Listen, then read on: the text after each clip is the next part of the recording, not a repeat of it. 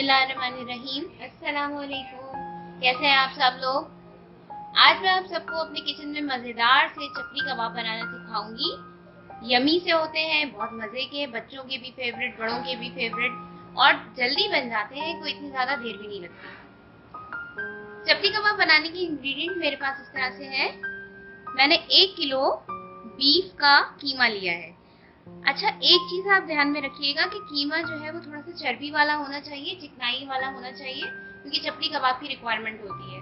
इसलिए मैंने भी थोड़ा सा इसको चिकना गोश्त जो था उसका मिंस बनवाया।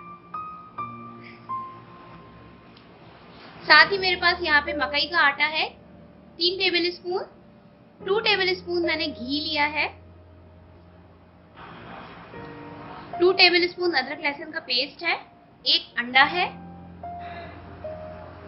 अनारदाना लिया है मैंने 1 टेबल स्पून। इसको धो के खुश्क करके उसके बाद मैंने इसको कूट लिया है। आप चाहें तो इसको साबुत भी डाल सकते हैं। 1 टीस्पून मेरे पास है काली मिर्च पिसी हुई। 2 टेबल स्पून मेरे पास कुटी हुई मिर्चें हैं लाल। 2 टेबल स्पून कुटा हुआ धनिया है, साबुत धनिया लेके इसे मैंने कूट लिया मोटा मोटा। 1.5 टीस्पून मेरे पास सफेद जीरा है कुटा हुआ। गरम मसाला पाउडर है 1 टीस्पून और 1/4 टीस्पून मेरे पास अजवाइन है, उसका भी मैंने पाउडर बना लिया है। आप चाहें तो उसको भी कूट कर शामिल कर सकते हैं। 1 टीस्पून मेरे पास रेगुलर नमक है। साथ ही मैंने यहाँ पे लिया है 4 टेबल स्पून हरा धनिया, इसको चॉप करके रख लिया है। एक मीडियम साइज का टमाटर लेकर उसके बीज निकाल लिए थे मैंने और उसके बाद उसको बारीक बारीक चॉप कर लिया है। हरी मिर्चें ली है मैंने 6 अदद मोटी वाली, इसको भी चॉप करके रख लिया है। और प्याज मैंने 1 बड़ी ली थी, इसको मैंने चॉप करके इसका पानी निकाल दिया था मैंने हाथों से दबाकर। उसके बाद अब इसको मैंने इसमें रख दिया है।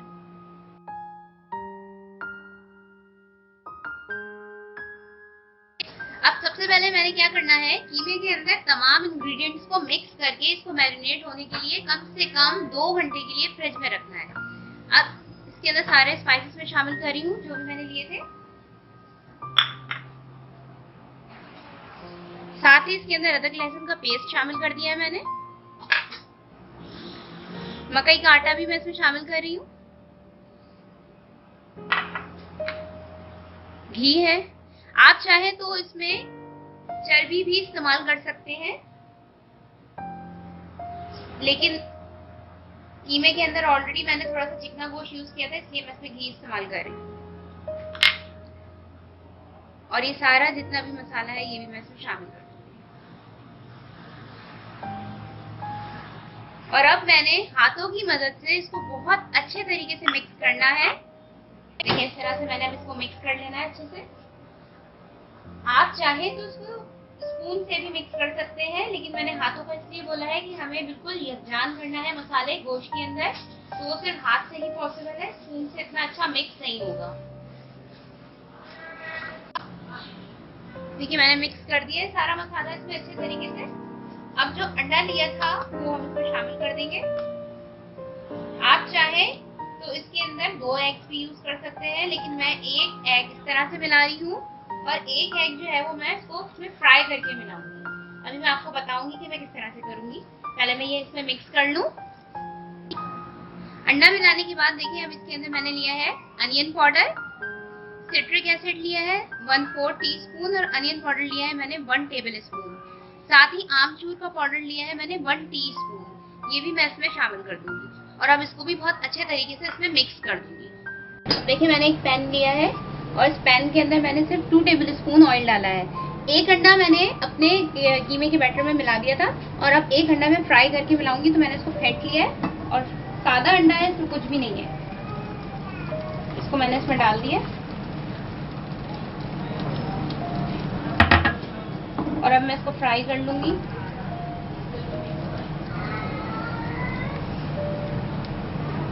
मैं इसको टर्न कर दूंगी। टर्न कर दिया मैंने इसको। ये अच्छे से फ्राई हो जाएगा तो मैं इसका स्टोव बंद करके इसको ठंडा होने दूंगी थोड़ा सा, और उसके बाद इसको चूरा करके मैंने इसको चपली कबाब के बैटर में मिक्स कर देना है। चलिए जी, ये फ्राई हो गया है, मैंने स्टोव इसका बंद कर दिया है और अब मैं इसको प्लेट में निकालूंगी।